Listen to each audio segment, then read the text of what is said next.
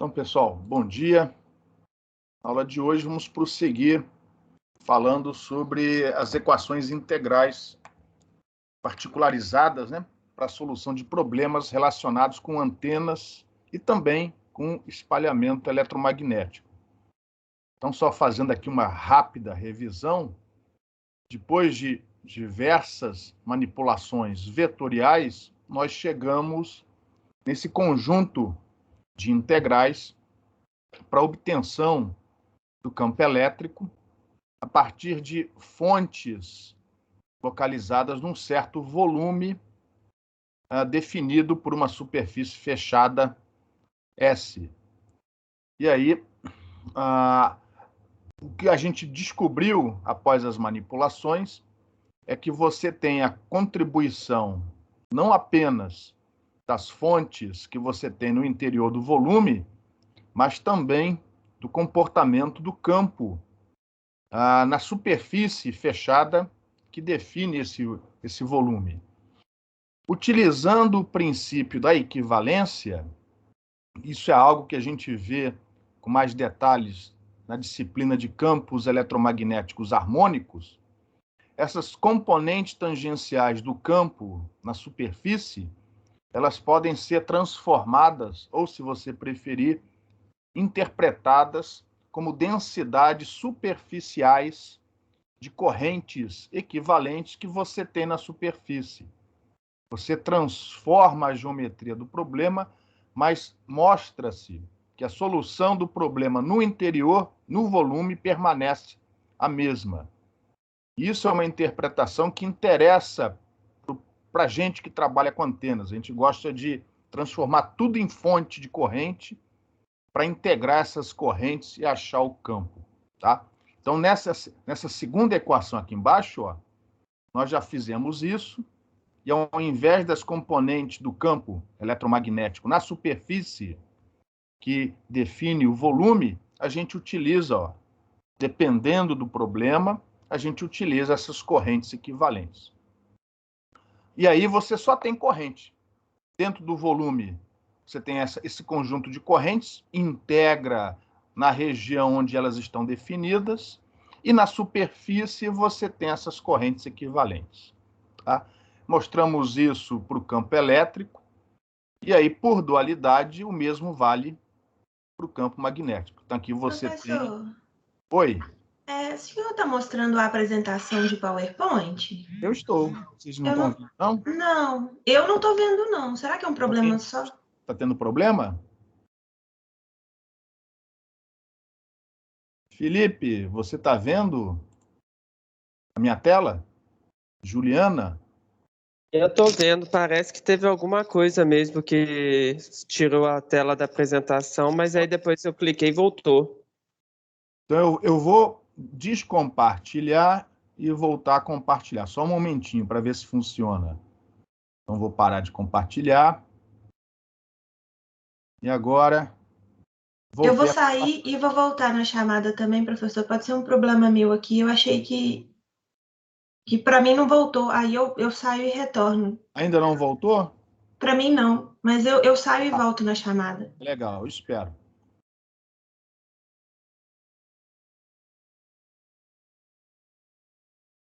Agora eu vejo, professor. Tá vendo? Beleza, sem Sim, problema. desculpa. Nada que isso. Acontece. Então, aqui, ó, está o conjunto de equações agora para o campo magnético. Então, são equações duais, aquelas que eu tinha mostrado no slide anterior. Os mesmos comentários se aplicam aqui, tá? Uma coisa que eu esqueci de ressaltar é esse parâmetro T, né? Esse parâmetro T, ele já leva em consideração comportamento da geometria, vamos dizer assim, na região onde você calcula o campo, onde você observa o campo. Então, relembrando, isso já foi visto na aula passada, se você estiver observando esse campo no interior do volume, esse parâmetro T vai valer 1. Se por acaso você estiver observando esse campo exatamente na superfície, que descreve, né, que define aquele volume, e essa superfície naquele ponto for suave, esse parâmetro T é igual a 2. Tá? Isso vai ser importante observar na aula de hoje, porque a gente vai manipular essas equações para chegar num conjunto de equações integrais, onde a incógnita é a fonte de corrente. Nosso objetivo na aula de hoje é, dado uma geometria, uma antena, definir a fonte, a distribuição de corrente que você tem sobre essa antena. Na aula de hoje e na próxima aula. E para isso a gente precisa de montar uma equação onde a incógnita seja essa corrente. E a gente vai fazer isso através das equações integrais. Essa equação que está sendo mostrada no slide, ela é geral suficiente para meios lineares homogêneos e isotrópicos. Sendo o meio, né, linear, homogêneo e isotrópico, a gente pode resolver vários problemas utilizando essas equações. Aqui a gente quer particularizar para dois casos. Um é aquele que a gente já estudou, que é quando a superfície que define o volume, ela vai para o infinito. Ou seja, o volume é todo o espaço. Além disso, se nesse volume não houver obstáculos, a gente sabe que pode usar a função de Green do espaço livre. Então, a gente consegue mostrar, né, dessas equações aqui, que fazendo a superfície ir para o infinito e, consequentemente, lá no infinito, o campo tende para zero. Se as fontes no interior do volume, no espaço, forem infinitas, esse campo tende para zero no infinito. Então, a contribuição que vem dessa superfície, na medida em que ela vai para o infinito, ela se anula. E aí você fica apenas com a integral sobre as fontes de corrente que você tem no interior do volume, ou seja, no espaço, né? Todo o espaço. Se não houver nenhum obstáculo em volta, você vai ter as integrais que a gente já obteve com a utilização dos potenciais vetores. Então, aquelas equações que foram obtidas, né, através dos potenciais vetores, na verdade, são casos particulares da formulação que a gente apresentou na aula passada.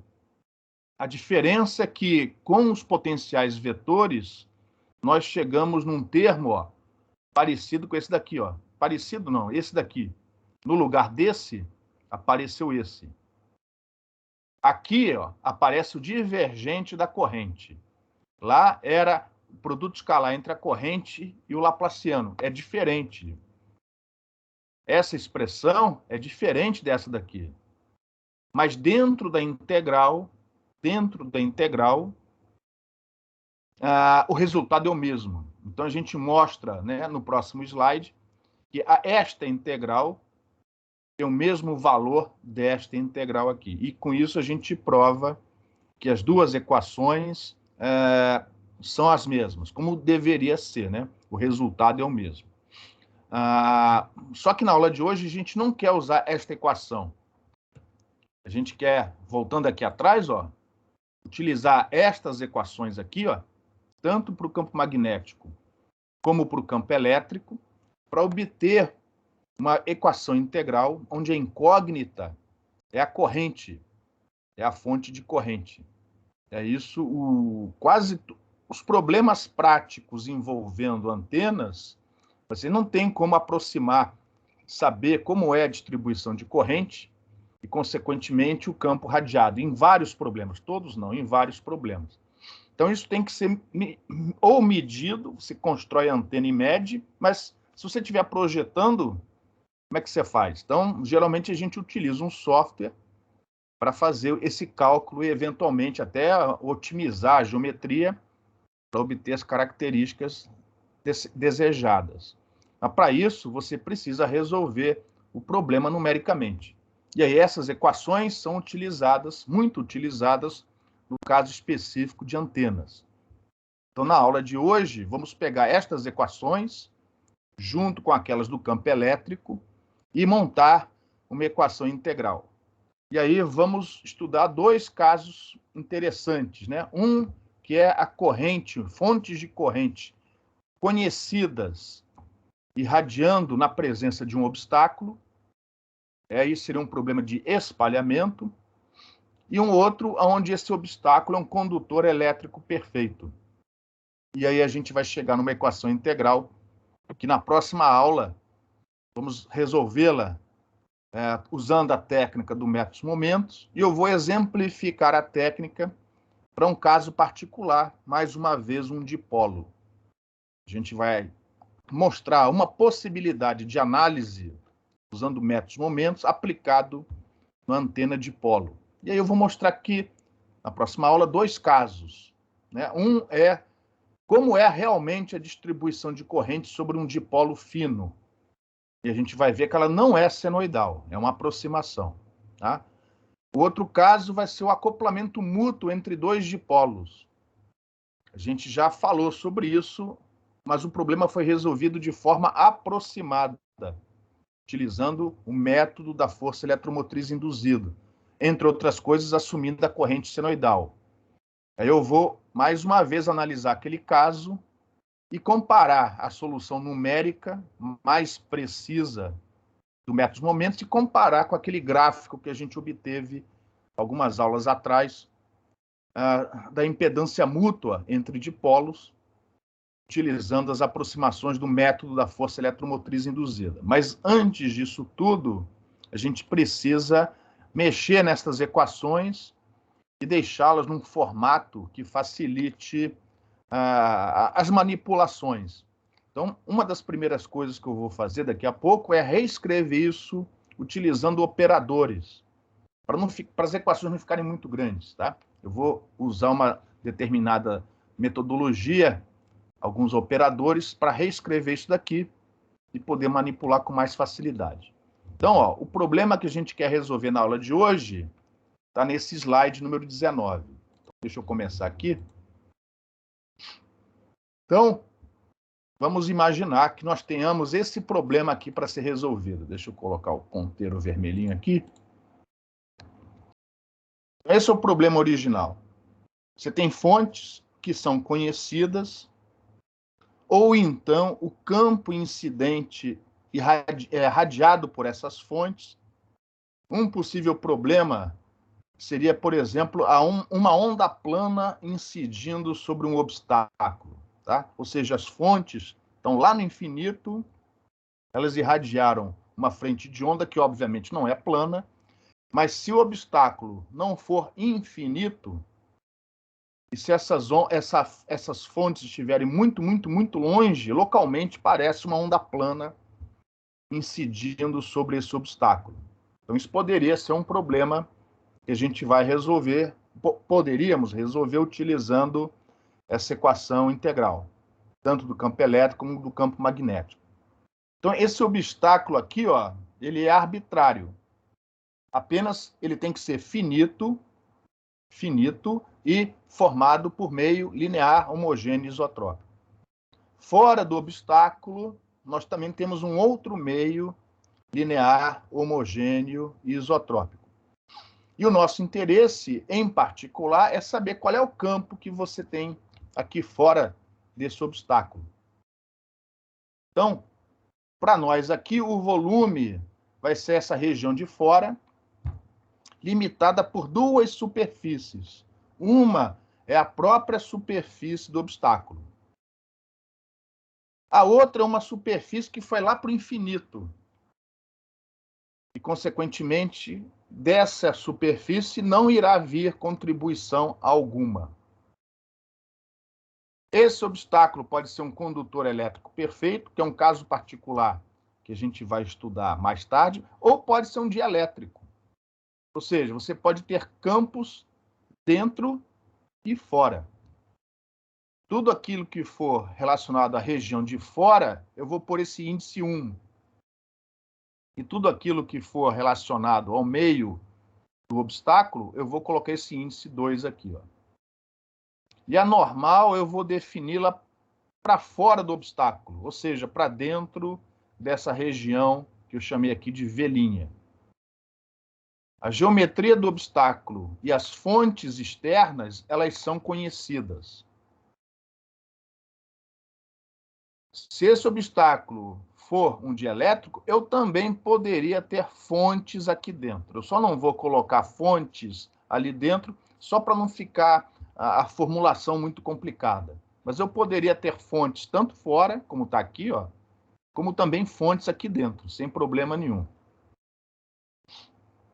Mas eu não vou colocar só para mostrar o que você faz quando não tem fonte naquela região. Poderíamos ter vários obstáculos, ou seja, várias superfícies S. Aí você simplesmente soma, né, a contribuição em cada uma dessas superfícies. Aqui eu vou colocar apenas um obstáculo, uma única superfície, mas poderíamos ter mais superfícies, tá? Desde que o problema... isso mesmo, sem problema nenhum. E aí, como é que a gente resolve esse problema? Se eu quero utilizar a função de Green do espaço livre, eu não posso ter esse obstáculo. Então, aqui eu vou particularizar a utilização das equações integrais quando aplicadas em conjunto com o princípio da equivalência. Então, esse princípio da equivalência a gente vê com mais detalhes na matéria de campos eletromagnéticos harmônicos. Aqui eu simplesmente vou utilizá-lo sem me preocupar em provar que isso que eu vou falar agora, que eu vou mostrar para vocês, é verdade. Então, como o obstáculo é arbitrário, eu vou criar dois problemas equivalentes. Opa, é o contrário. Um problema equivalente é para a região externa. Então, repare, neste problema equivalente, a gente pode chamar isso aqui de problema equivalente externo. Tudo que está fora eu mantenho, inclusive ó, as fontes. Eu não mexo nessas fontes. Eu mantenho tudo que está fora. E eu retiro o obstáculo. Eu retiro o obstáculo. No lugar do vácuo, do buraco que ficou, eu preencho com o mesmo material da região externa.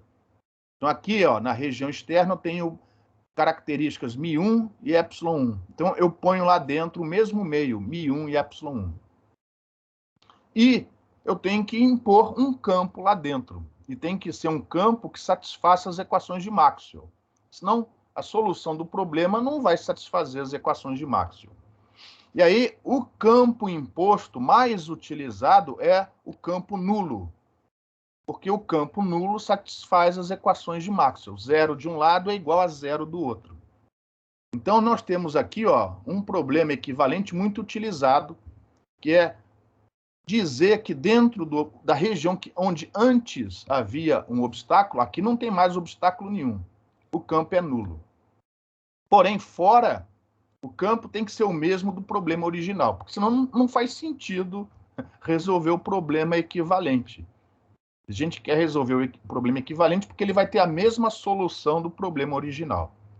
Só que aí, ó, você tem campo fora e campo nulo dentro. Você tem uma descontinuidade nas componentes tangenciais do campo eletromagnético nessa superfície fictícia, agora uma superfície matemática, ó, que antes era a superfície do obstáculo. Então, para que você garantir que as condições de contorno sejam atendidas, você é obrigado, no problema equivalente, a colocar essa densidade superficial de corrente elétrica e magnética. Porque essa descontinuidade na componente tangencial do campo, ela só se justifica se houver uma densidade superficial de corrente elétrica para a componente tangencial do campo magnético e de corrente magnética para a componente tangencial do campo elétrico. Através do teorema da unicidade, que nós não vamos, né, tocar nesse assunto aqui no curso, a gente prova que este problema, apesar de ser geometricamente diferente, tem a mesma solução do problema original na região externa. Dentro não há equivalência alguma. A equivalência é só para a região externa. Em relação ao que foi dito até o momento, alguma pergunta, alguma dúvida?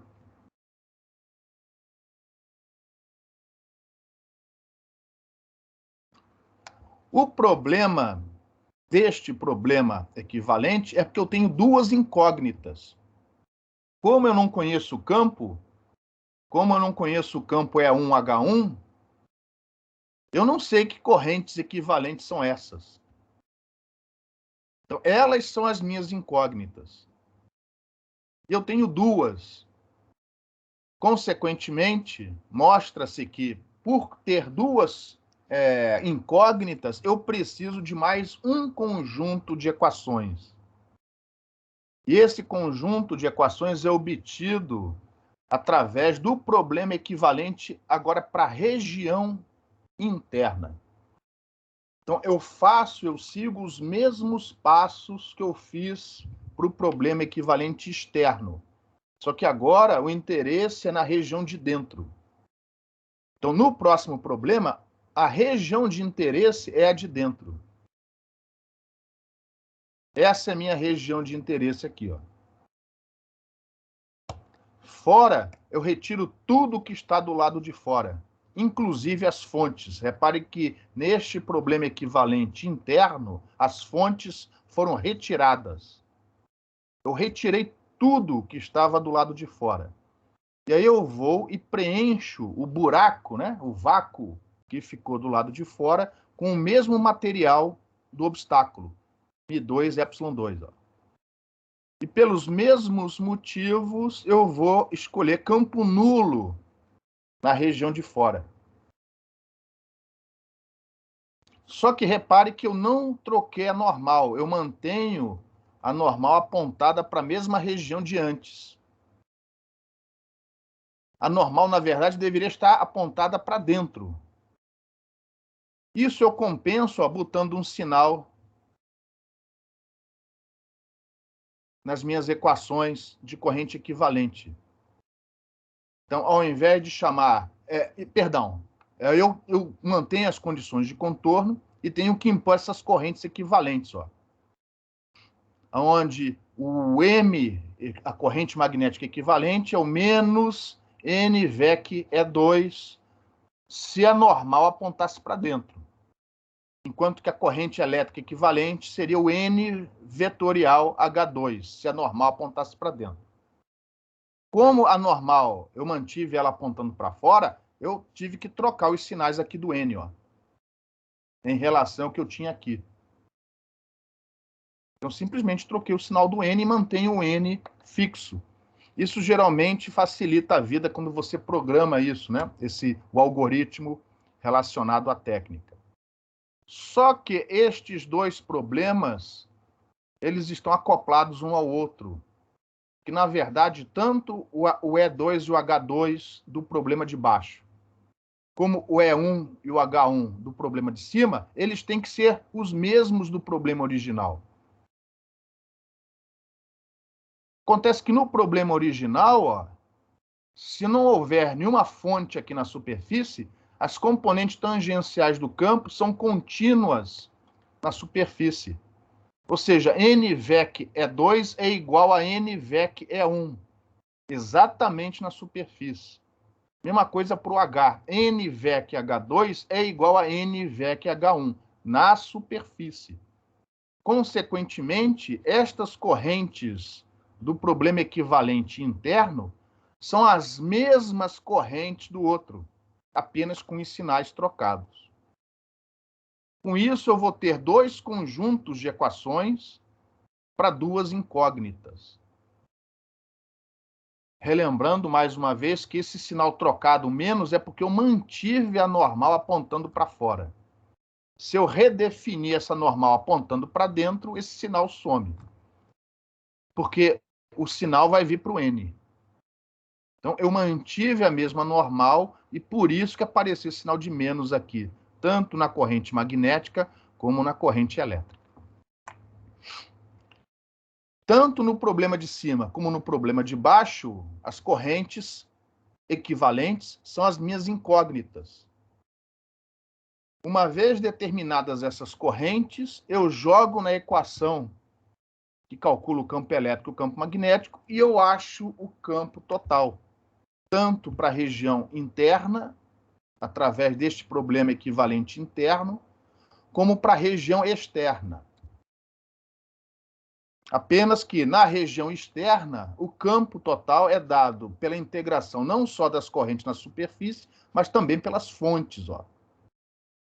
São as correntes todas, sejam elas superficiais ou aquelas que já estavam no problema original. Neste problema aqui de baixo, as fontes são apenas essas na superfície. Se, por acaso, no problema original, também houvesse fontes dentro do obstáculo, era só colocar essas fontes aqui. Eu não pus justamente para ter uma diferença entre os dois problemas, porque isso aqui é uma situação muito comum. Você tem uma fonte radiando na presença de obstáculos, ou um campo incidente incidindo sobre um obstáculo, em problemas de espalhamento, de radar, por aí vai.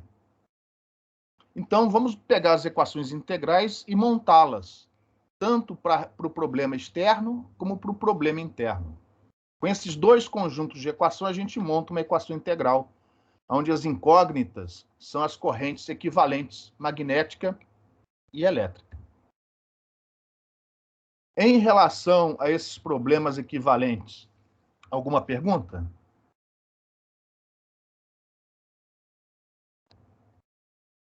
Então, note que os dois problemas resultantes estão acoplados entre si pelas condições de contorno. As condições de contorno na superfície S'. Então, vamos lá. Por comodidade, para não ter que manipular aquelas equações integrais enormes, eu vou reduzir a representação delas com a ajuda aqui de uns operadores. Nada muito difícil, é só reescrever de outro jeito. Então, repare, estas são aquelas equações integrais que a gente mostrou, apresentou no final da aula passada e no início da aula de hoje, tá? Onde os operadores L1 e L2 são essas integrais aqui, ó, as integrais de superfície. Se você observar, se eu substituir as correntes da superfície, que são essas correntes equivalentes J e M, aqui dentro, eu vou ter aquela integral de superfície que a gente obteve na aula passada. Tá? O parâmetro T, já que a observação destas correntes, elas estão exatamente na superfície, então eu preciso tomar cuidado com esse parâmetro T. Quando a observação for feita em cima da superfície, e ela for suave naquele ponto de observação, esse parâmetro T vai assumir o valor 2. Se a observação for feita no interior do volume, fora da superfície, esse parâmetro vai ter valor 1. Então, tudo que eu fiz foi passar o parâmetro T, que antes estava aqui, ó, no denominador, passei para o outro lado. Esses parâmetros L1 e L2, com as suas devidas correntes, nada mais são do que aquela integral de superfície que eu tinha antes. E a integral de volume? A integral de volume está aqui embaixo. Ó. Essa aqui, ó, não se esqueça, essa daqui é a integral de volume que eu tenho nas equações integrais, para o campo elétrico e para o campo magnético. No problema atual, essas correntes são as fontes. São aquelas fontes que não estão na superfície do problema equivalente. São fontes conhecidas. Então, seja através de uma expressão analítica, seja através de uma integral numérica, esses campos produzidos por essas fontes externas são conhecidos. E aqui na nossa nomenclatura, a gente vai chamá-los de campo incidente. Ó. Então, ao invés de escrever aquela integral enorme para o volume, eu chamo isso daqui, ó, campo elétrico incidente, campo magnético incidente. Quem são esses campos? São os campos radiados pela fonte quando o obstáculo não está presente. E aí eu vou poder usar, ó, não estando o obstáculo presente, eu vou poder usar a função de Green do espaço livre. Se não me engano, não está aqui não, mas está na próxima página. Eu vou poder usar a função de Green do espaço livre. Ou, em outros problemas, eu posso dar, ao invés de dar as fontes, eu posso dar o campo incidente direto. Posso falar o seguinte, ó, o campo que incide sobre o obstáculo é uma onda plana. Então, seja através dessas integrais, através das fontes externas, seja através de uma expressão que te dê o campo incidente, essa contribuição desse campo incidente eu coloco aqui, ó, no lugar daquela integral de volume. Ou seja, o que sobra mesmo desconhecido, né, são as contribuições que vêm dessas integrais de superfície. E aí eu quebrei, ó, em dois operadores, L1 e L2, porque assim eu posso, ó, separar a operação que é feita em cima da corrente elétrica daquela operação que é feita em cima da corrente magnética. Ó. Separei as duas.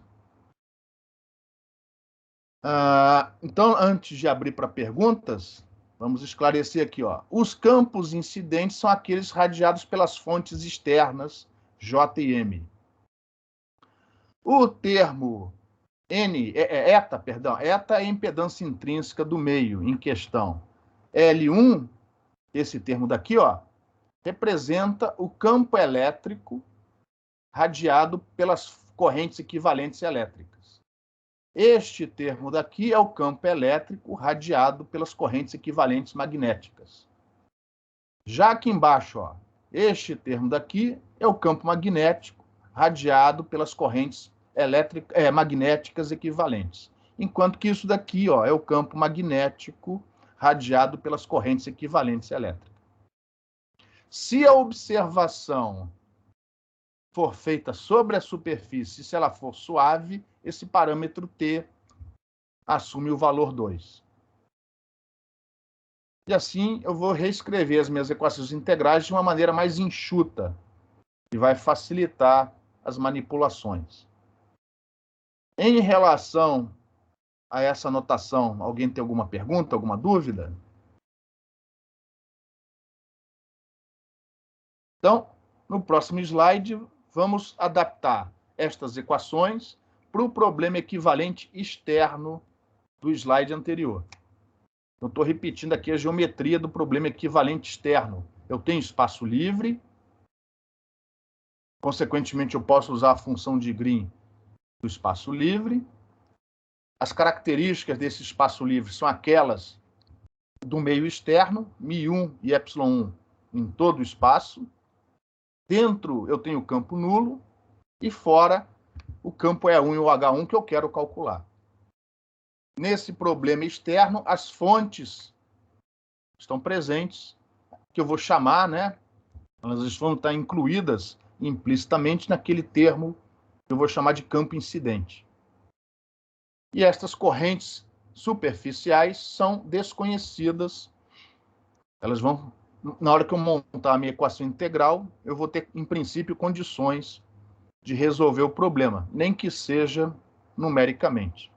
Então, para esta situação, estas são as equações integrais. Repare que são as mesmas equações do slide anterior.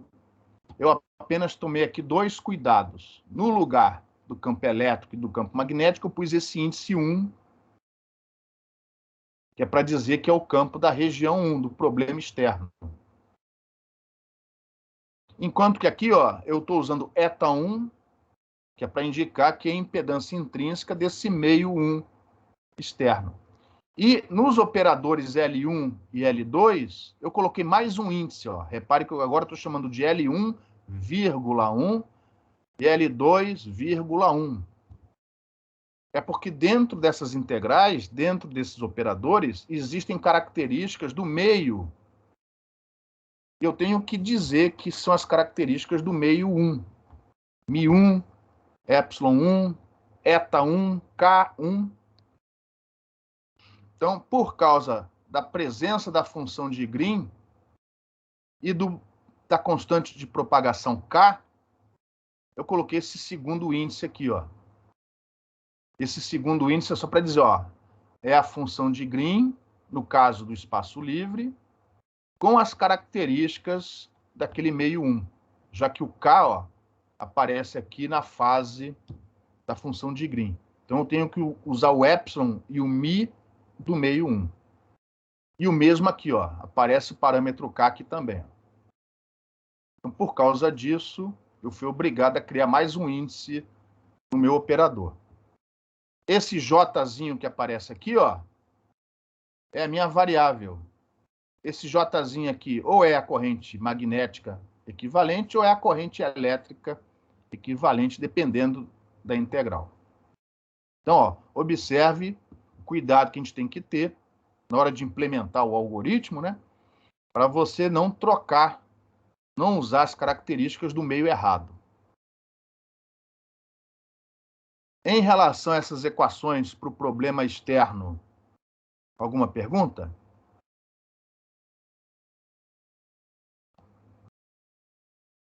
Para o problema interno, é basicamente a mesma coisa, os mesmos cuidados que a gente tomou antes.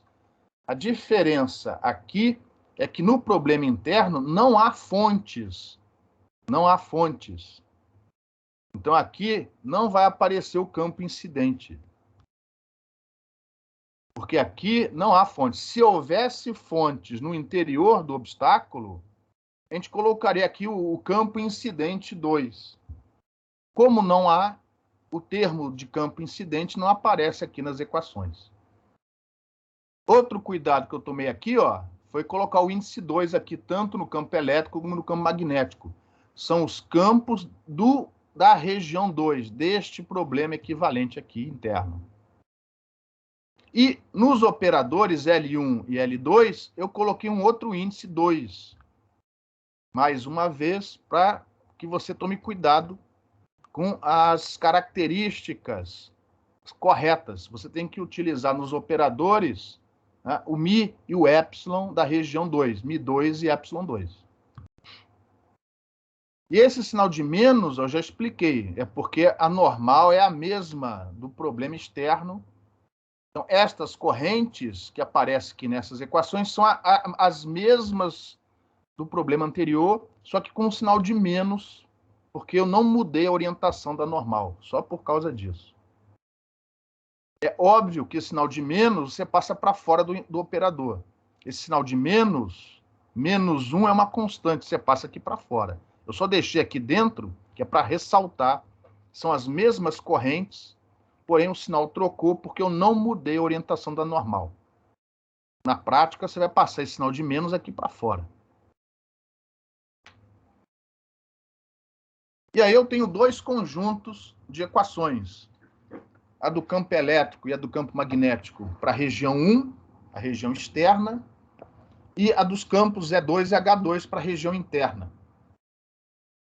Como é que eu posso criar uma equação utilizando esses dois conjuntos de equação? Alguém tem uma sugestão? Definindo as equações da superfície? Definindo, tem uma palavra melhor. Definindo o quê? As condições de contorno. Exatamente. Então, uma possibilidade é simplesmente impor as condições de contorno. Não havendo no problema original, lá atrás, no problema original, não havendo nenhuma fonte na superfície, você vai obrigar que a componente tangencial do campo elétrico seja contínua através da superfície e o mesmo para o campo magnético. Não são as únicas possibilidades. Qualquer combinação linear entre essas equações também é possível, tá? Mas isso daí não é assunto para este curso, né? O método dos momentos podia ter, né, no nosso programa de pós-graduação, uma disciplina só para falar sobre métodos momentos. Então, existem várias possibilidades, né, de você combinar ou impor essas condições de contorno, e não apenas desse jeito. Mas aqui eu acho que já é o suficiente para vocês entenderem o que a gente faz. Repare que eu vou ter duas equações, cada igualdade dessas me dá uma equação. Eu vou ter duas equações com duas incógnitas, por isso que eu preciso resolver tanto o problema interno como o problema externo. E observe, né? A observação, ou seja, a imposição das condições de contorno é feita onde? Na superfície. Ou seja, esse parâmetro T, se a superfície for suave, eu vou ter que colocar 2 aqui, ó.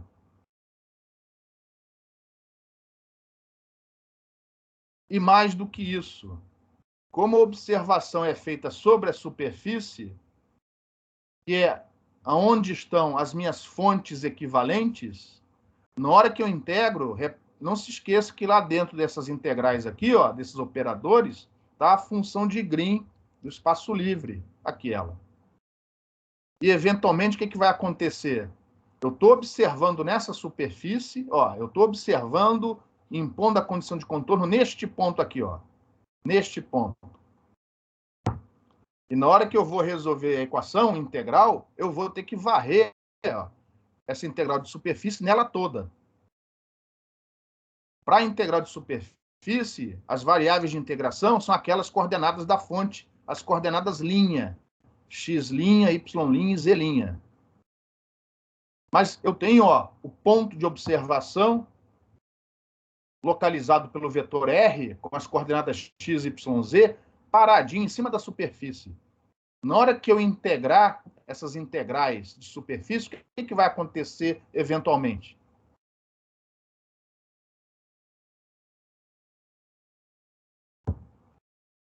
O que vai acontecer quando eu varrer, ó, a superfície na hora de integrar, com o meu ponto de observação paradinho em cima da superfície? O que vai acontecer aqui, ó?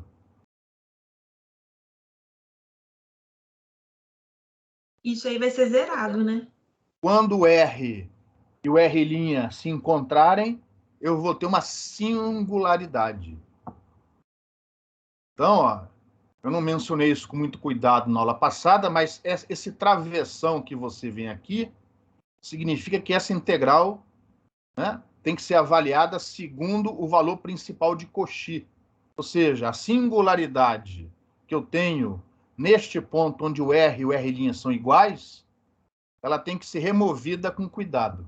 Em outras palavras, na hora que você for implementar esse código no computador, vai ter um if lá.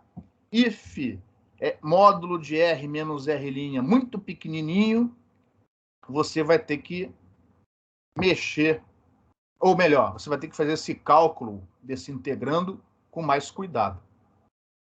Isso o computador não faz para você, isso você vai ter que fazer analiticamente antes de implementar o programa. E isso vai depender da maneira como o problema vai ser resolvido. Por exemplo, que funções você vai utilizar para representar essas correntes incógnitas. Então, a maneira de se remover tal singularidade depende de como você está resolvendo o problema. Não existe uma única maneira. Depende do que você está fazendo, tá? Então, esse travessão que está aqui, ó, significa assim, ó, cuidado na hora de resolver essa integral, porque quando a observação é feita na superfície, vai haver uma singularidade. A nossa sorte é que é uma singularidade removível, porque senão o problema não teria solução. A gente sabe que o problema tem solução, é uma singularidade removível. Mas isso quem tem que fazer é o cara que implementa o programa. O computador não vai fazer isso para você. Então, com esse cuidado, nós temos aqui, ó, duas equações integrais representadas por essas igualdades, com duas incógnitas. Em princípio, é possível resolver o problema. Então, a normal N, ela é no ponto de observação R. Né? Isso daqui é num ponto. E o cuidado que devemos ter, na hora que as integrais forem avaliadas, vai ter um ponto de integração, um ponto no domínio de integração, onde o R e o R' vão ser iguais, um ao outro. E ali você tem que tomar cuidado na hora de avaliar a integral naquele entorno, no entorno do ponto R. Em relação a esses slides até o momento, alguma pergunta? Bom, vamos ver agora um caso particular de bastante interesse em antenas, que é quando a superfície do obstáculo é uma superfície condutora elétrica perfeita. Por exemplo, a superfície do dipolo. Apesar do dipolo não ser um condutor elétrico perfeito, geralmente ele é feito de alumínio, mas em radiofrequência, a condutividade desse alumínio é tão alta, que em radiofrequência é possível aproximar essa antena, né, essa superfície, com uma superfície condutora elétrica perfeita. Você vai ignorar as perdas no metal, mas geralmente essas perdas são baixas. Então, um problema de muito interesse em antenas é quando a superfície do obstáculo é considerada condutora elétrica perfeita. Então, antes de mostrar o slide, vamos voltar lá atrás dos problemas equivalentes. Aqui, ó. Então, repare, eu estou usando a mesma figura de antes. Mas se esse obstáculo ele for um condutor elétrico perfeito, o que vai acontecer aqui nos problemas equivalentes? Primeiro, quanto vale o... Lembrando que as fontes estão fora. Eu não estou resolvendo o problema de uma cavidade. Estou resolvendo o problema de um espalhamento. Então, nesta situação aqui, ó, quanto vai dar o campo dentro do condutor?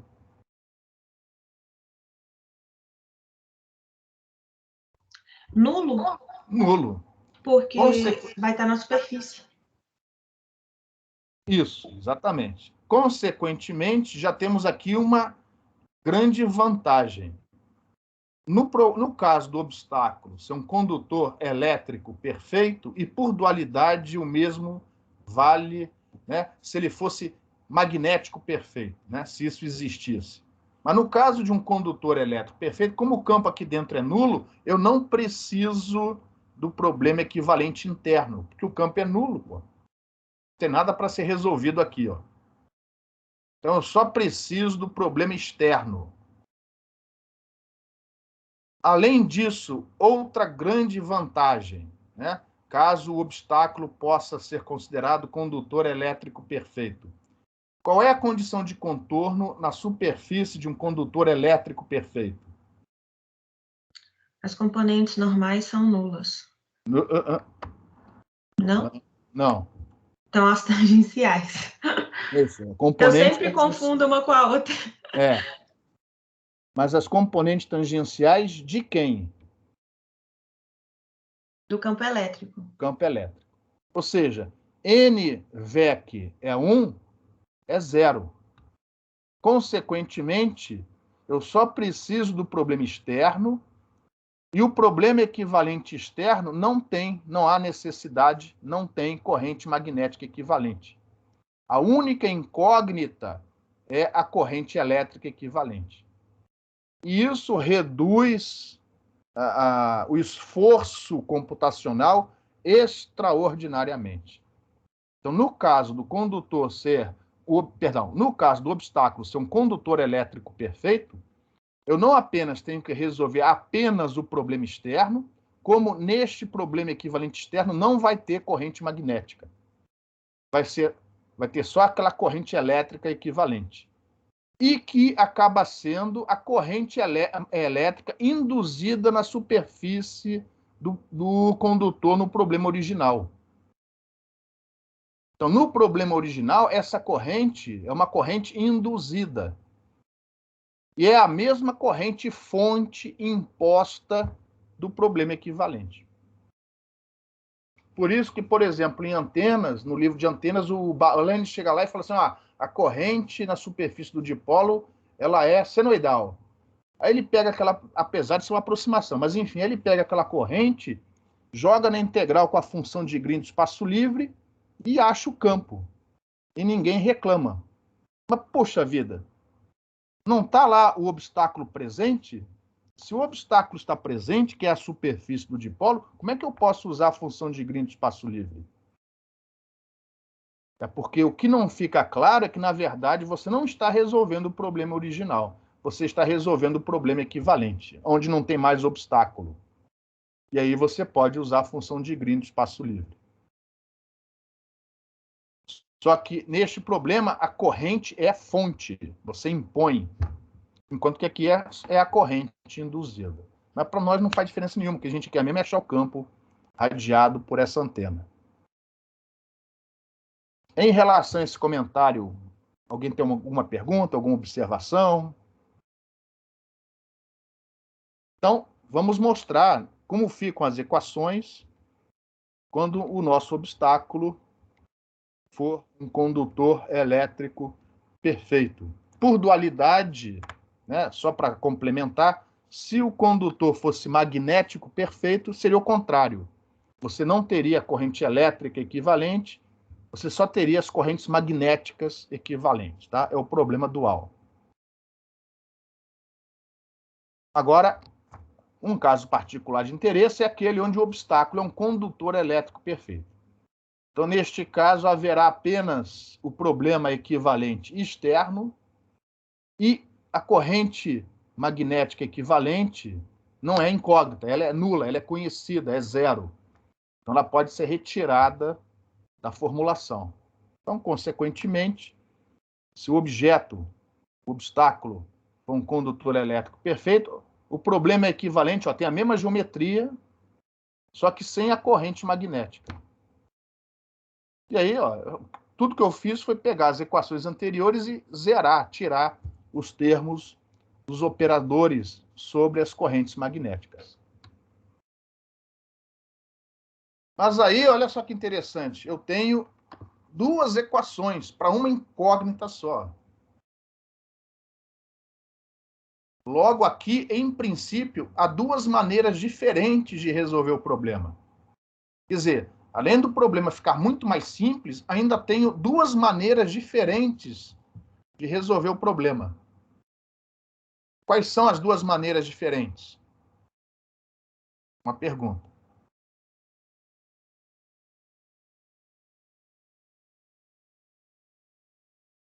Alô? Tem alguém aí?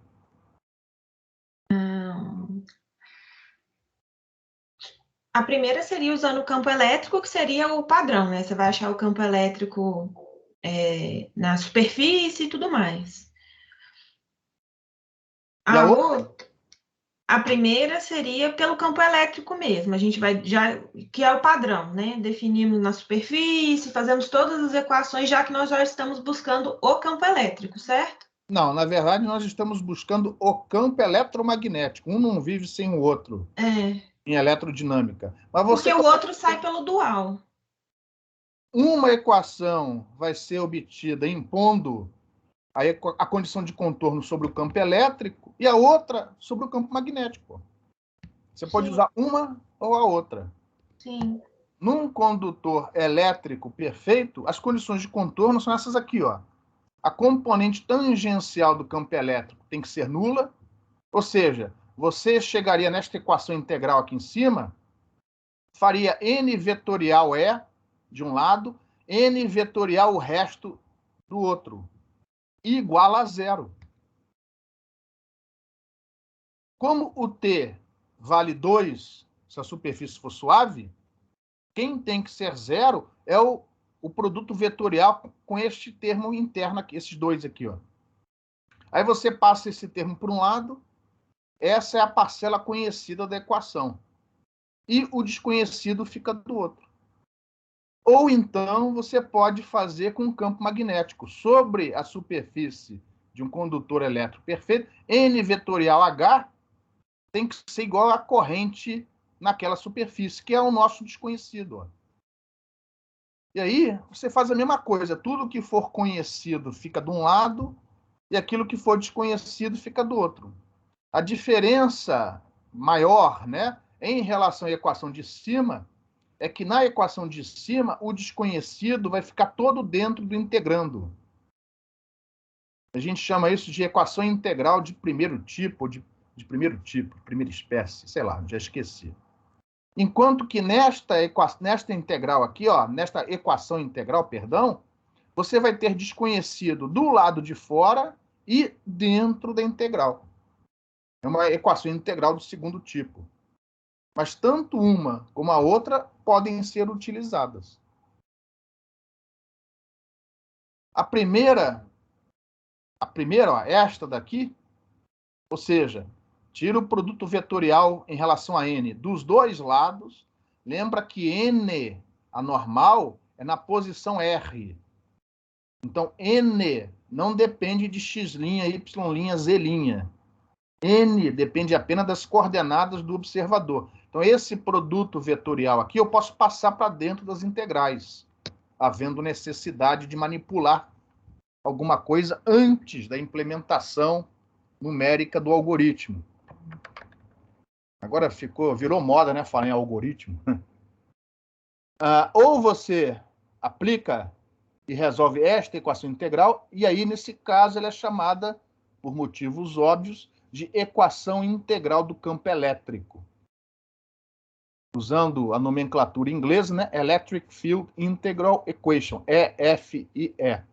A outra, que também pode ser usada com sucesso, tá?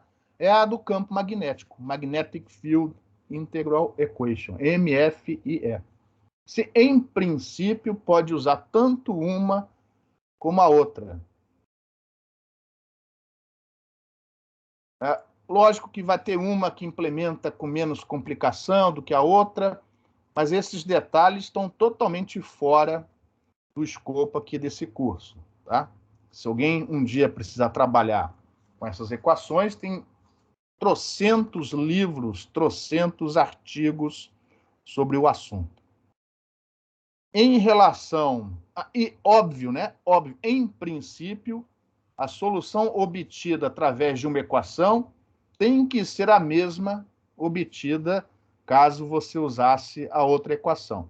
Não vai ser igualzinho, igualzinho, igualzinho, porque seria igual, né, aqui no slide. Na hora que você pega as equações e faz as aproximações necessárias para resolver isso numericamente, acaba que uma vai dar um resultado diferente da outra. Mas se as duas forem bem implementadas, as diferenças são mínimas. Então, em princípio, você pode usar tanto uma como a outra. Em relação a esse slide, alguma pergunta? Porém, no caso do obstáculo ser um condutor elétrico perfeito, a utilização ou de uma ou da outra pode acarretar em problemas, principalmente se o obstáculo for muito grande, por causa de problemas com ressonância. Eu vou tentar, no próximo slide, tentar explicar por que isso acontece, tá? Então, ó, a utilização apenas ou da equação do campo elétrico ou da do campo magnético pode levar a problemas de ressonância quando você resolve numericamente essas equações. Então, vamos tentar mostrar isso, explicar o que está acontecendo sem muitas complicações, tá? Imagine isso aqui, ó. Isso aqui é o problema equivalente anterior, onde eu já tirei o obstáculo condutor elétrico perfeito. No lugar dele, eu coloquei o mesmo meio que eu tenho fora, impus campo nulo dentro, né, onde antes havia o obstáculo, e aqui está a minha corrente elétrica equivalente que eu tenho aqui na superfície. Agora eu vou propor outro problema com a mesma superfície, a mesma geometria de superfície. Imagine agora que eu, na verdade, não tenho um obstáculo, mas sim uma cavidade ressonante com a superfície condutora elétrica perfeita. Vocês já aprenderam cavidade antes, nem que fosse a do paralelepípedo, né? A cavidade retangular. Você sabe que dentro da cavidade, não havendo perdas, né, você tem ali um modo que ressoa, que só existe numa determinada frequência. Infinitos modos, tá? Onde cada um desses modos tem a sua frequência de ressonância. E vamos imaginar que você está analisando esse problema numa determinada frequência e você deu um azar danado e é justamente na frequência de ressonância de um desses modos da cavidade. Como a superfície dessa cavidade também é condutora elétrica perfeita, eu vou ter uma corrente na superfície dessa cavidade, que vai virar a corrente equivalente deste problema quando eu retirar o metal fora e fizer o campo nulo do lado de fora, onde esta solução dada por esta corrente, ela tem a mesma condição de contorno do problema original. Consequentemente, qualquer combinação destas correntes, esta corrente combinada linearmente com essa, vai satisfazer a mesma condição de contorno, seja do campo elétrico, seja do campo magnético.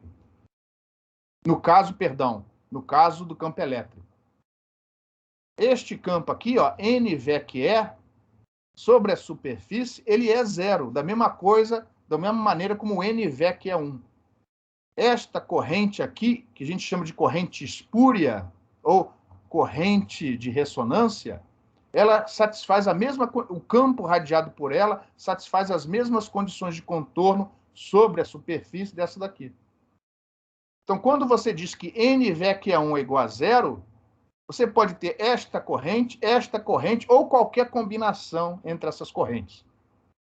O problema é que estas correntes aqui, como são de um problema ressonante, elas são intensas e acaba prejudicando a obtenção da corrente que a gente realmente deseja, do problema original. Tá? Teoricamente, esta corrente, mesmo aparecendo, ela irradia campo nulo para fora. Então, somar esta corrente à corrente que a gente deseja, em princípio, não daria um campo diferente do E1 e do H1.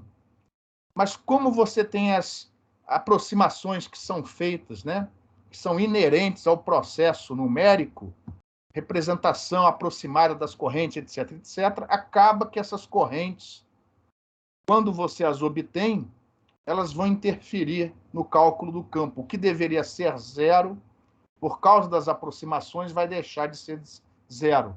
E aí você tem, por exemplo, aparece, né, um ruído no gráfico que você plota do seu campo eletromagnético espalhado.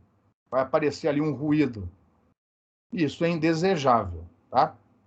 Então, se você usar a equação do campo elétrico sozinha, é provável, né, que vai acontecer problema de ressonância.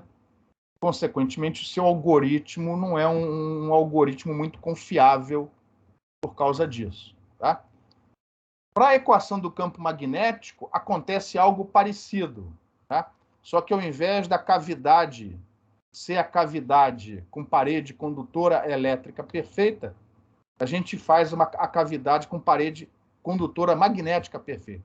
Então, se você usar uma cavidade, né, com parede magnética, você vai chegar na mesma conclusão, que a integral do campo magnético sozinha também não pode ser utilizada por causa dos problemas de ressonância. E aí, na década de 60, aproximadamente, o Harrington, agora não sei se foi, enfim, na virada dos anos 60 para os anos 70, mais ou menos naquela época que os Beatles estavam gravando o álbum Let It Be, o Harrington, junto com um colega dele, estudando esse problema, ele percebeu o seguinte: tudo bem, eu não posso usar do campo elétrico sozinha, nem a do campo magnético sozinha por causa dos problemas de ressonância. Mas se eu combinar as duas, não tem como haver uma cavidade onde as paredes são simultaneamente condutoras elétricas e magnéticas. Então, se eu combinar as duas, ao invés de usar uma ou só a outra, eu elimino com um problema de ressonância. E realmente isso é verdade. Então, quando você estiver resolvendo o problema do espalhamento por um condutor perfeito, nunca se use a elétrica ou a magnética sozinhas, e sim a combinação das duas. Em inglês, isso é chamado de Combined Field Integral Equation, onde o parâmetro alfa é devidamente ajustado para que você tenha a contribuição dos dois termos mais ou menos com o mesmo peso. Se essa solução não é, mas se a solução fosse uma onda TM, a razão entre as amplitudes do campo elétrico e do campo magnético seria igual a eta, a impedância intrínseca do meio. Por exemplo, para o vácuo, eta vale aproximadamente 120 vezes π. Ou seja, a impedância intrínseca do vácuo é da ordem de 370 ohms. Ou seja, o campo elétrico é cerca de 370 vezes maior do que o campo magnético no vácuo. Então, por causa disso, geralmente a gente usa esse parâmetro alfa igual ou proporcional, né, parecido com o valor do eta do meio em questão, né? Se fosse o vácuo, a impedância intrínseca do vácuo. Porque assim os dois termos, as duas contribuições, os pesos para a equação integral ficam mais ou menos iguais. E o resultado fica mais bem comportado. Mas, de qualquer maneira, esse alfa pode ser ajustado dependendo das necessidades. Em relação a essas equações, se você um dia precisar, tem aqui referências sobre este assunto. Aliás, o artigo foi publicado em 78, já no final dos anos 70. Então, é o Maltz e o Harrington. Para quem já fez a matéria de campos harmônicos, é o mesmo Harrington do livro usado em campos eletromagnéticos harmônicos. Eles publicaram, é um artigo em inglês, né? Apesar de ter sido publicado nessa revista alemã, em 78. Uma referência muito boa, não só para o método dos momentos, mas também para método dos elementos finitos, se alguém um dia for trabalhar com o método dos elementos finitos, em eletrodinâmica, né, em frequências mais altas, espalhamento, etc., tem esse livro aqui, do Peterson, Ray e Mitra. Eu gosto muito desse livro.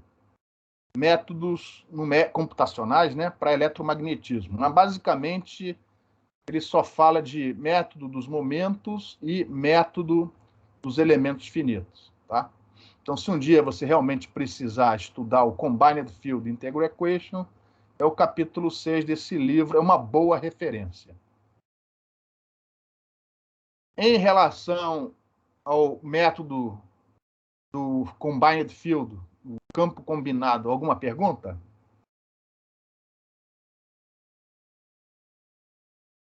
No próximo slide, eu vou ver mais um caso particular, que é do interesse, por exemplo, de quem mexe com antenas refletoras. Então, por exemplo, se você estiver analisando com métodos momentos uma antena refletora, geralmente o refletor, para todos os efeitos práticos, etc., pode ser aproximado por uma folha de metal. Ou seja, uma superfície fechada, mas onde uma das faces está quase que colada na face de trás. Lógico, quando a gente faz isso, está ignorando todo aquele aparato que vem aqui atrás para o sustento, o suporte mecânico dessa antena. Tá?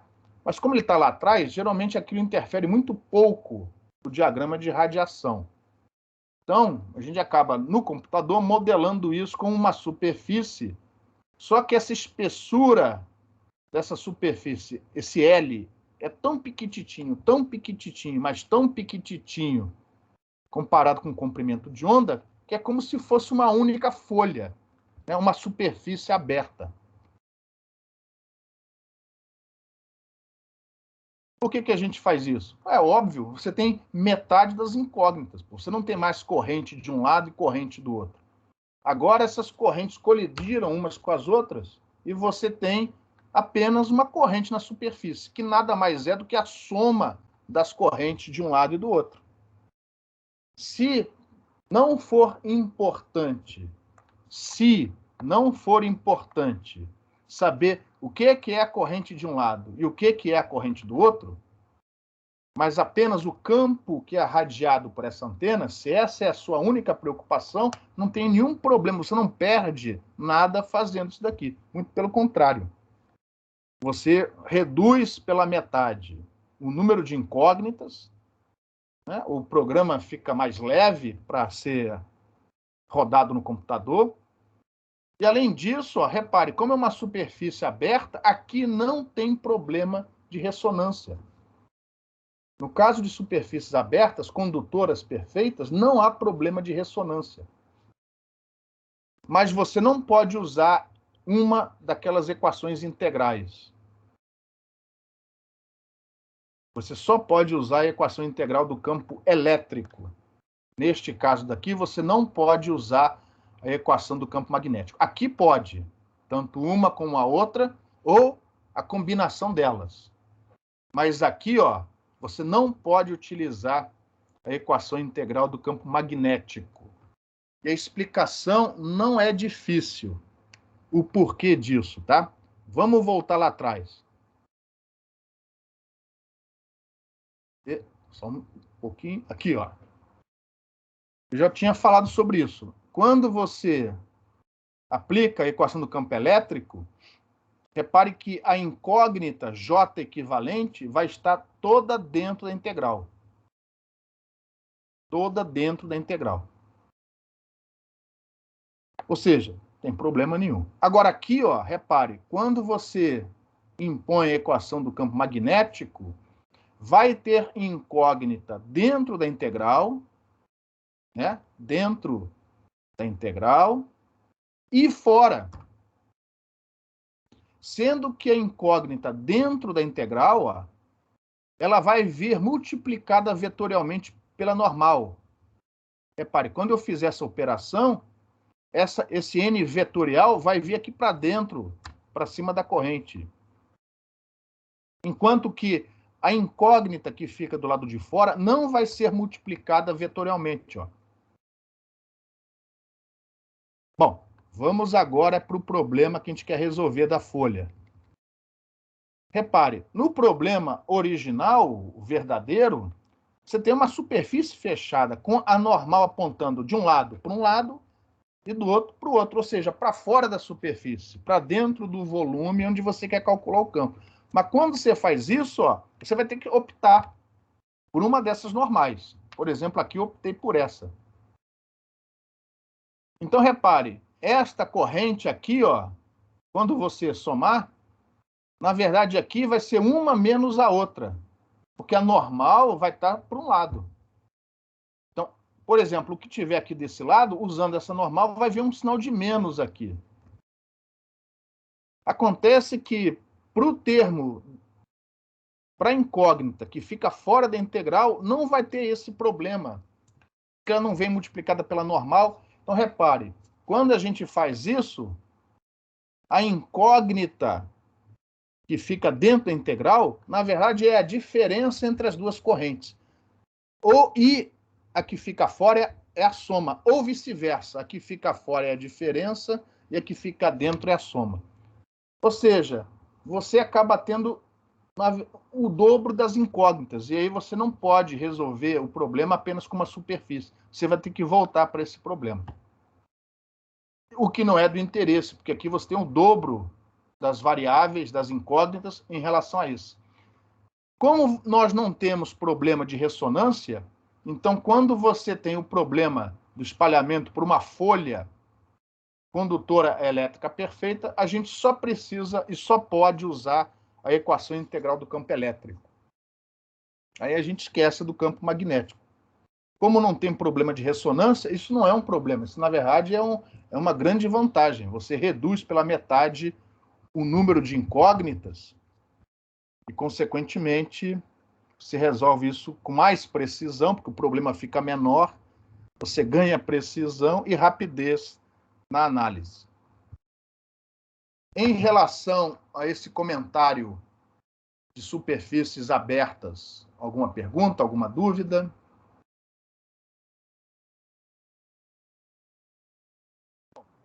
E aqui eu coloquei, é óbvio que isso daqui não cobre todo o assunto, e é óbvio que alguns artigos muito importantes ficaram do lado de fora, não estão listados aqui.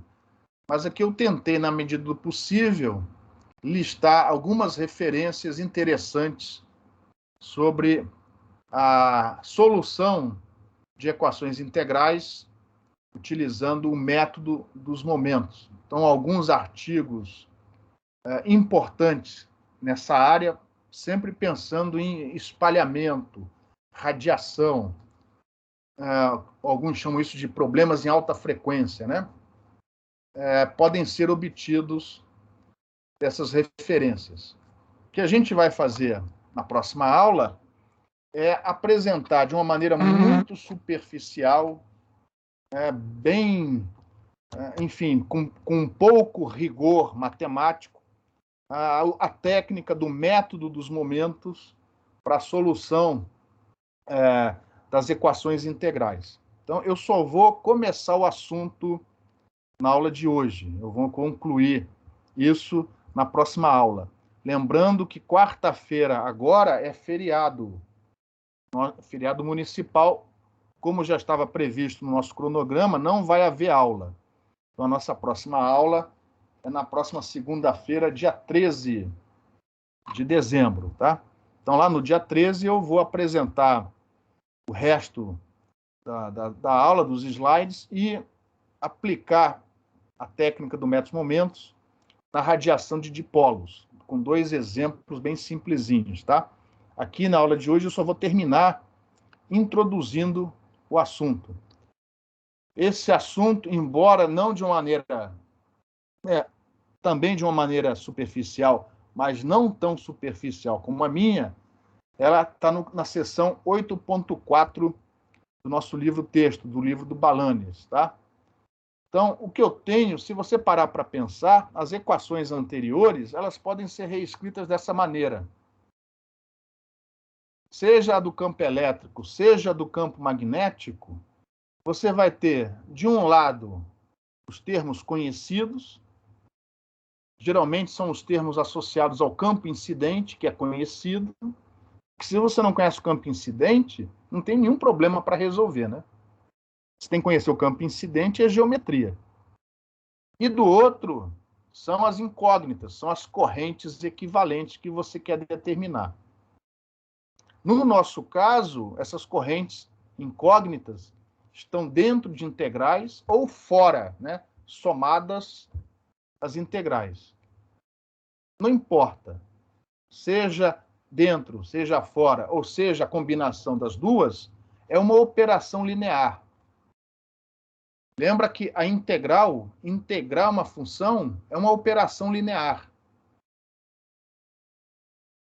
Então, por isso que a gente vai poder aplicar o método dos momentos. Se essa operação, se esse operador L não for linear, você não pode aplicar a técnica do método dos momentos. Repare, essa técnica é muito simples, tá? Aqui tem aquele blá blá de sempre. O que eu vou fazer é pegar a incógnita, que eu estou representando pela letra X. No nosso caso, é um vetor, é a corrente, seja ela elétrica ou magnética, é a corrente. E aí eu vou representar essa incógnita por um somatório de funções que a gente chama de funções de base. Se você fez ou for fazer a matéria do Renato, de método sem malha, não tem a ver com métodos momentos, mas lá eles chamam de função de forma. Aqui a gente chama de função de base. Ou seja, são funções conhecidas. Essas funções podem ser globais, ou seja, elas podem estar definidas em toda a superfície do obstáculo, né? Ou podem ser funções locais, ou seja, elas só existem numa porção daquela superfície, um pulso, por exemplo, tá? Se fosse na matéria do Renato, ele ia falar banda limitada ou base limitada, ou seja, ela não existe em toda a superfície, só numa porção da superfície, tá? O que é melhor? Aí vai depender do seu objetivo. O que importa aqui é que essa função de base, ela é conhecida. Um triângulo, um pulso, um seno, um polinômio, é uma função conhecida. Aí existem milhares, centenas de artigos falando sobre as melhores escolhas, dependendo da geometria, etc, etc, etc. Tá? Multiplicadas por esses coeficientes que não são conhecidos. E aí o problema, na hora que a gente substituir essa incógnita x por esse somatório, o problema vai passar a ser a determinação dessas amplitudes, desses coeficientes. E aí, repare, quando eu substituir esse somatório dentro dessa igualdade, mais precisamente dentro do operador, como o operador é linear, o que eu posso fazer? Ou eu somo tudo e opero em cima da soma, ou eu opero termo a termo e somo os resultados. Como as amplitudes são constantes, elas podem passar para fora das integrais, para fora do operador. E a operação, consequentemente, no nosso caso, a operação são aquelas integrais, tá? Essa operação é feita em cima das funções de base, mas as funções de base são conhecidas.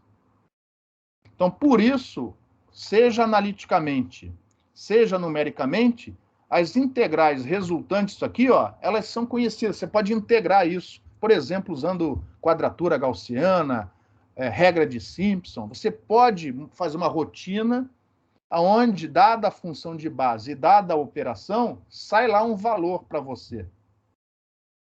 E a única coisa que fica para ser determinada são as amplitudes de cada termo.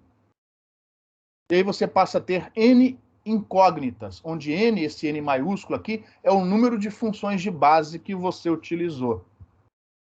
Se a função de base for uma função de base boa, representativa daquele fenômeno físico, provavelmente você vai usar um número menor de incógnitas. Então você vai ter menos incógnitas para determinar. Se a função de base não for tão boa assim, aí você vai precisar de mais funções de base para representar aquele fenômeno físico. Consequentemente, você vai ter mais incógnitas para determinar. Só que aqui, ó, nós temos um problema. Essa igualdade aqui, ó, no nosso problema, no nosso caso, nas equações integrais, essa igualdade aqui, ela veio de onde? É uma pergunta. Como é que eu obtive essa igualdade aqui, ó? Vou voltar lá atrás. Aonde aquela igualdade foi obtida?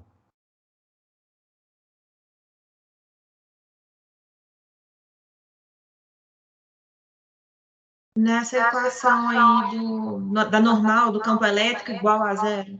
Isso, mas tem uma palavra melhor, uma terminologia melhor. Das condições de contorno. Das condições de contorno, beleza? Então, aquela igualdade, no fundo, elas vieram das condições de contorno. E se as condições de contorno não forem atendidas, primeiro, eu não garanto que esse problema equivalente tenha a mesma solução do original. E muito menos que essa solução seja maxwelliana. Viu o problema? Para eu garantir tudo isso, isso tem que ser igual. Mas quando eu substituo aquele somatório nas minhas integrais, isso daqui não é mais igual. É aproximadamente igual. Por exemplo, se eu escolher pulsos para representar minha corrente sobre a superfície, vocês acham que a corrente na superfície poder ser representada por pulsos, por uma escada? Não, ela não se comporta desse jeito. Então, ou triângulos, se eu usar triângulos para representar a corrente, uma aproximação linear, a corrente vai parecer que é formada ou se comporta ou varia como se fosse um segmento de reta sobre aquele trecho onde ela está sendo representada? É óbvio que não. Então, por causa da representação da corrente em funções de base, essa igualdade passa a ser aproximada. E, consequentemente, a partir desse momento, eu não posso mais garantir que aquela solução única vai ser obtida. Eu posso obter qualquer solução. Ou seja, se eu implementar mal essa técnica, pode vir um lixo como resposta, totalmente diferente da solução real. Se eu implementar essa técnica bem, com cuidado, remover a singularidade da integral com cuidado, escolher boas funções de base para representar a corrente, pode ser, é o que geralmente acontece, que a gente obtenha uma resposta próxima da real, mas nunca a resposta real. E sim uma resposta próxima da real, útil do ponto de vista de engenharia. Ou seja, você vai resolver o problema. A solução não é rigorosamente aquela solução das equações de Maxwell, mas você resolve o problema, desde que ela seja próxima o suficiente. Então, a partir desse momento, nós temos esse problema, essa aproximação. As condições de contorno não estão sendo rigorosamente impostas. E aí, o que a gente precisa é observar. Lembra que isso aqui vem das condições de contorno. E as condições de contorno são impostas no ponto de observação. Eu tenho N incógnitas, então eu preciso observar e impor essa condição de contorno em N posições, N localidades diferentes sobre a superfície. E, consequentemente, eu vou ter N equações com N incógnitas. E eu linearizo o problema.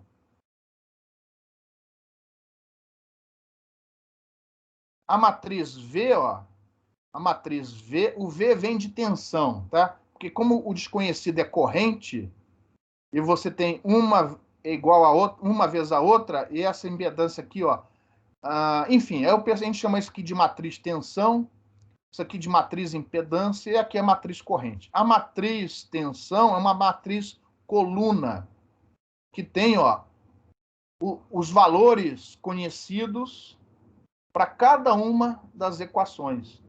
É o Y na posição 1, o Y na posição 2, ou seja, o campo incidente, ou melhor, a componente tangencial do campo incidente, na posição 1, na posição 2, até a última posição. Aquilo que a gente chama aqui de matriz corrente, ó, é uma matriz coluna com as incógnitas, com as amplitudes desconhecidas, que a gente vai obter uma vez resolvido o sistema matricial. E essa matriz E é uma matriz quadrada, mas os termos são conhecidos, porque são operações sobre funções de base conhecidas. A primeira linha, ó, é naquela localidade número 1. A segunda linha na localidade número 2 e por aí vai. Quanto maior o número de incógnitas, maior é a minha matriz Z, mais pesada fica a solução numérica desse sistema matricial.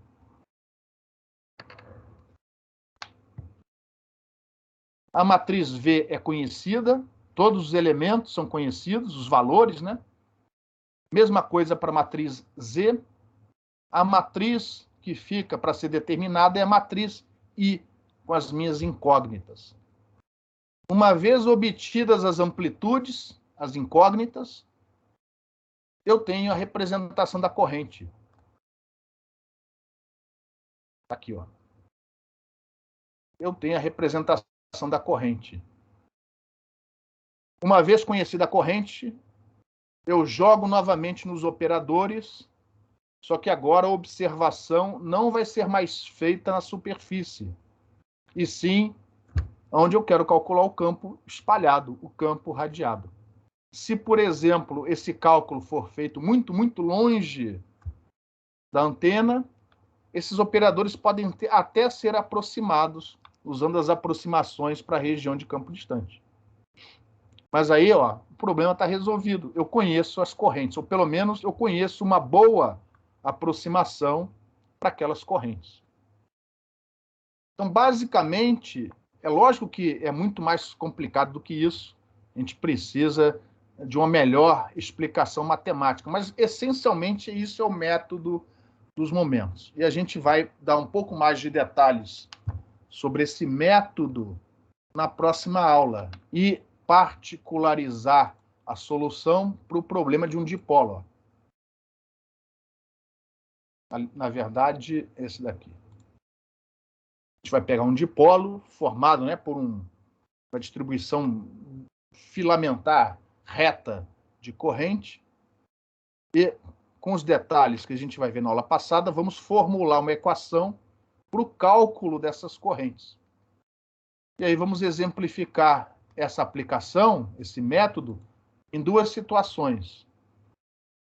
Uma vai ser sem muitos detalhes, tá?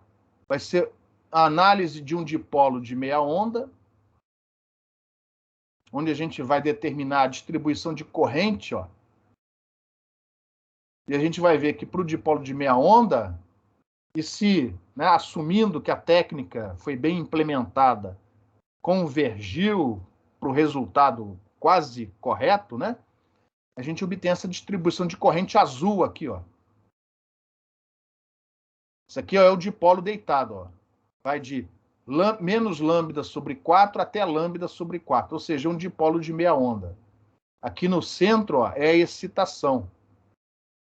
Em azul é o resultado obtido numericamente.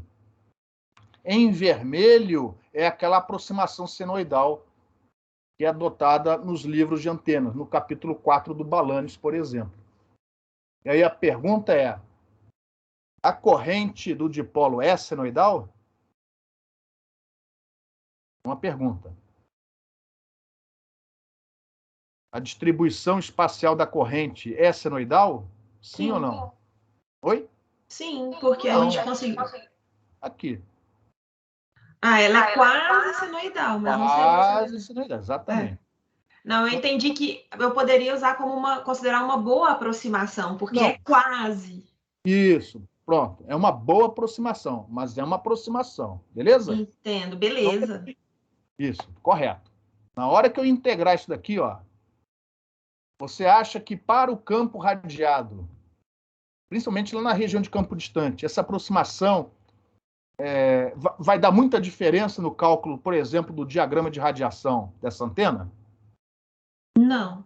Não. E é por isso que essa aproximação senoidal ela é muito utilizada. Ela ajuda você a entender melhor o funcionamento, em particular, o que acontece com o diagrama de radiação dessa antena quando o tamanho elétrico dela muda. O erro maior vai ser aonde? No máximo. Isso, mas esta corrente aqui, ó, ela é a corrente de... Zero comprimento de onda. Não. Aqui o zero não é o comprimento de onda, é a coordenada ao longo do dipolo. Aonde? O que tem aqui, ó? No meio a origem. Isso. O que tem aqui? A alimentação do dipolo. Isso. A fonte. Então, essa é a corrente de entrada. Então, este erro vai ser mais significativo, esta diferença vai ser mais significativa no cálculo da impedância de entrada. Ó. Então, repare, é um dipolo muito fininho, não é tão prático assim. Mas repara, no nosso modelo senoidal, a gente assumiu e usa o valor de 73 mais J 42,5. Na verdade, deveria ser 73,1 mais J 42,5. Mas, ó, o método numérico deu um valor diferente, ó. Então, a aproximação, ela é muito boa, a aproximação de corrente senoidal. Ela é muito boa, por exemplo, para você calcular o diagrama de radiação do dipolo. Mas vai ter uma falha na hora que você calcula a eficiência dessa antena. E é isso. E também vamos analisar esse caso aqui, ó. Eu já tinha mostrado isso aqui, impedância Z12, a impedância mútua entre dois dipolos de meia onda lado a lado. Esse gráfico foi o que a gente obteve usando o método da força eletromotriz induzida. Aí, com a ajuda de um programa, né, baseado em métodos momentos, eu fui capaz de calcular as impedâncias numericamente. Ó. Só que aí eu não fiz uma linha, né? Eu só calculei alguns pontos discretos.